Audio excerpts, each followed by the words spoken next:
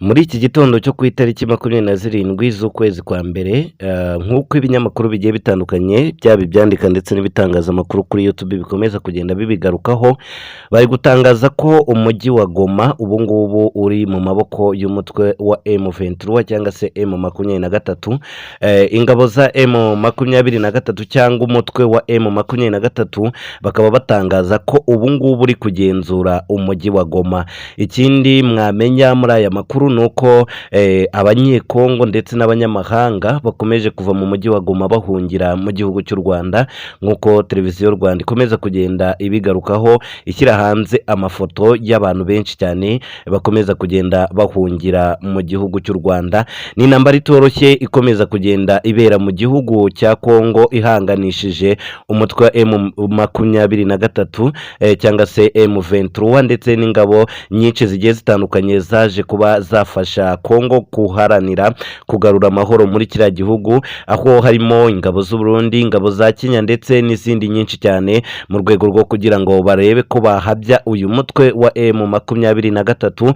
Gusa ikigaragara cyo M23 ikomeza kurwana cyane kubera ko nimba bamaze gutangaza ko umujyi wa Goma waba uri mu maboko ya M23, ni ibintu bitangaje cyane. Amahanga nayo akomeza kugenda atitira ndetse anagiramo ubwoba.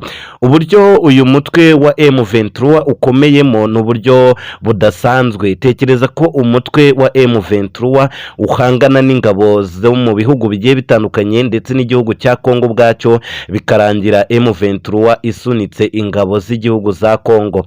Gusa nk'uko ibinyamakuru bimwe bigenda bibivugaho, hari abavuga ko Kongo yanga guhangana mu rwego rwo kurinda abaturage, cyane ko ngo M23 ngirasa itarebye ngo ni umuturage cyangwa ni ingabo, bityo rero ugasanga hari abaturage benshi bagenda babigenderamo, ngo bikaba ariyo mpamvu ngo ingabo za Kongo zitakunda kurwana cyane na M23 mu rwego rwo kurinda ubuzima bw'abaturage.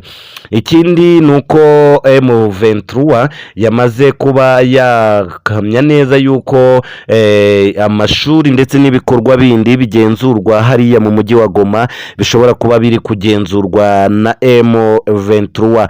Aya makuru rero muri kugenda muyabona cicikana ku mbuga nkoranyambaga zitandukanye, uko igoma haba haramutse uko biba bimeze. Gusa tunasengera igihugu cya Kongo ndetse n'abaturage batuye mu mujyi wa Goma, cyane ko wumva muri kino gihe bitoroshye.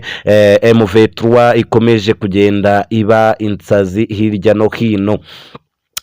Amavideo rero agiye atandukanye y'uburyo bigiye byifashe, yaba ku ruhande rwa M23 ndetse no ku ruhande rw'umutwe rw'indwanyi za Kongo, turakomeza kugenda tuyabona. Muri kubonamo intwaro zigiye zitandukanye, muri kubona uburyo bahatwitse.